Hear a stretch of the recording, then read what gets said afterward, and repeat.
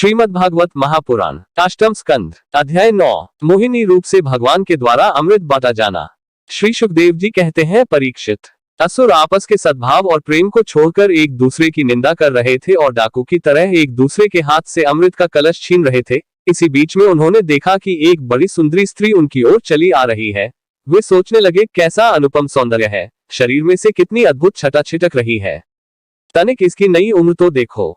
बस अब वे आपस की लाग डांट भूलकर उसके पास दौड़ गए। उन लोगों ने काम मोहित होकर उससे पूछा, कमल नयनी, तुम कौन हो, कहां से आ रही हो, क्या करना चाहती हो? सुंदरी, तुम किसकी कन्या हो? तुम्हें देखकर हमारे मन में खलबली मच गई है। हम समझते हैं कि अब तक देवता, दैत्य, सिद्ध, गंधर्व, चारण और लोकपालों ने भी तुम्हें स्पर्श तक न किया होगा, फिर मनुष्य तो तुम्हें कैसे छू पाते? सुंदरी, अवश्य ही विधाता ने दया करके शरीरधारियों की संपूर्ण इंद्रियों एवं मन को तृप्त करने के लिए तुम्हें यहाँ भेजा है। मानिनी, वैसे हम लोग एक ही जाति के हैं, फिर भी हम सब एक ही वस्तु चाह रहे हैं, इसलिए हमें डाह और वैर की गांठ पड़ गई है। सुंदरी, तुम हमारा झगड़ा मिटा दो। हम सभी कश्यप जी के पुत्र होने के नाते सगे भाई हैं।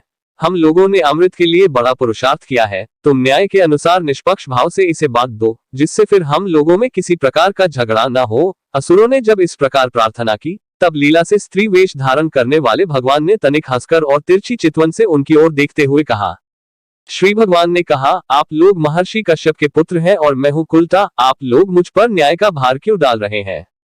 विवेकी पुरुष स्वेच्छाचारिणी स्त्रियों का कभी विश्वास नहीं करते। दैत्यों, कुत्ते और व्यभिचारिणी स्त्रियों की मित्रता स्थायी नहीं होती। वे दोनों ही सदा नए नए शिकार ढूंढा करते हैं। श्री सुखदेव जी कहते हैं, परीक्षित, मोहिनी की परिहास भरी वाणी से दैत्यों के मन में और भी विश्वास हो गया। उन लोगों ने रहस्यपूर्ण भाव से हंसकर अमृत का कलश मोहिनी के हाथ में दे दिया। भगवान ने अमृत का कलश अपने हाथ में लेकर तनिक मुस्कुराते हुए मीठी वाणी से कहा, मैं उचित या अनुचित जो कुछ भी करूं, वह सब यदि तुम लोगों को स्वीकार हो तो मैं यह अमृत बांट सकती हूँ। बड़े बड़े दैत्यों ने मोहिनी की यह मीठी बात सुनकर उसकी बारीकी नहीं समझी, इसलिए सबने एक स्वर से कह दिया, स्वीकार है। इसका कारण यह था कि उन्हें मोहिनी के वास्तविक स्वरूप का पता नहीं था। इसके बाद एक दिन का उपवास करके सबने स्नान किया, भविष्य से अग्नि में हवन किया, गौ, ब्राह्मण और समस्त प्राणियों को घास चारा, अन्न धनादि का यथायोग्य दान दिया तथा ब्राह्मणों से स्वास्थ्ययन कराया। अपनी अपनी रुचि के अनुसार सबने नए नए वस्त्र धारण किए और इसके बाद सुंदर सुंदर आभूषण धारण करके सब के सब उन कुशासनों पर बैठ गए, जिनका अगला हिस्सा पूर्व की ओर था।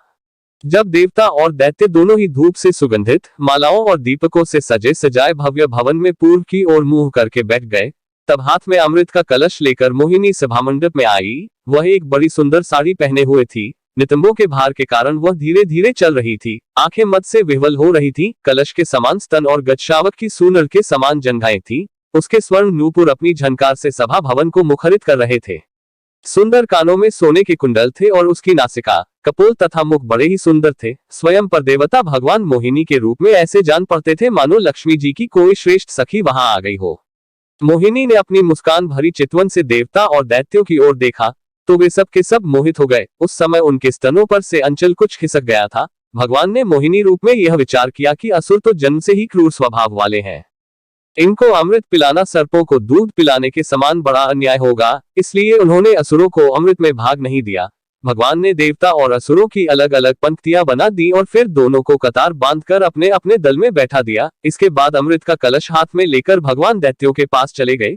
उन्हें हाव भाव और कटाक्ष से मोहित करके दूर बैठे हुए देवताओं के पास आ गए तथा उन्हें वह अमृत पिलाने लगे, जिसे पी लेने पर बुढ़ापे और मृत्यु का नाश हो जाता है। परीक्षित, असुर अपनी की हुई प्रतिज्ञा का पालन कर रहे थे। उनका स्नेह भी हो गया था और वे स्त्री से झगड़ने में अपनी निंदा भी समझते थे, इसलिए वे चुपचाप बैठे रहे। मोहिनी में उनका अत्यंत प्रेम हो गया था। वे डर रहे थे कि उससे हमारा प्रेम संबंध टूट न जाए। मोहिनी ने भी पहले उन लोगों का बड़ा सम्मान किया था, इससे वे और भी बढ़ गए थे। यही कारण है कि उन्होंने मोहिनी को कोई अप्रिय बात नहीं कही। जिस समय भगवान देवताओं को अमृत पिला रहे थे, उसी समय राहु दैत्य देवताओं का वेश बनाकर उनके बीच में आ बैठा और देवताओं के साथ उसने भी अमृत पी लिया, परंतु तत्क्षण चंद्रमा और सूर्य ने उसकी पोल खोल दी। अमृत पिलाते पिलाते ही भगवान ने अपने तीखी धार वाले चक्र से उसका सिर काट डाला।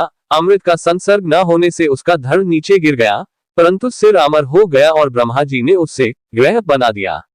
वही राहु पर्व के दिन पूर्णिमा और अमावस्या को वैरभाव से बदला लेने के लिए चंद्रमा तथा सूर्य पर आक्रमण किया करता है। जब देवताओं ने अमृत पी लिया तब समस्त लोगों को जीवन दान करने वाले भगवान ने बड़े बड़े दैत्यों के सामने ही मोहिनी रूप त्याग कर अपना वास्तविक रूप धारण कर लिया।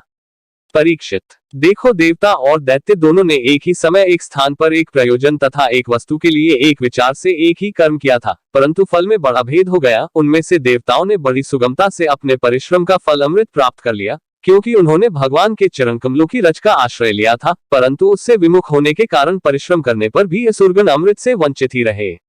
मनुष्य अपने प्राण, धन, कर्म, मन और वाणी आदि से शरीर एवं पुत्र आदि के लिए जो कुछ करता है वह व्यर्थ ही होता है, क्योंकि उसके मूल में भेद बुद्धि बनी रहती है। परंतु उन्हीं प्राण आदि वस्तुओं के द्वारा भगवान के लिए जो कुछ किया जाता है वह सब भेदभाव से रहित होने के कारण अपने शरीर, पुत्र और समस्त संसार के लिए सफल हो जाता है। जैसे वृक्ष की जड़ में पानी देने से उसका तना, टहनियां और पत्ते सब के सब सिंच जाते हैं, वैसे ही भगवान के लिए कर्म करने से वे सबके लिए हो जाते हैं।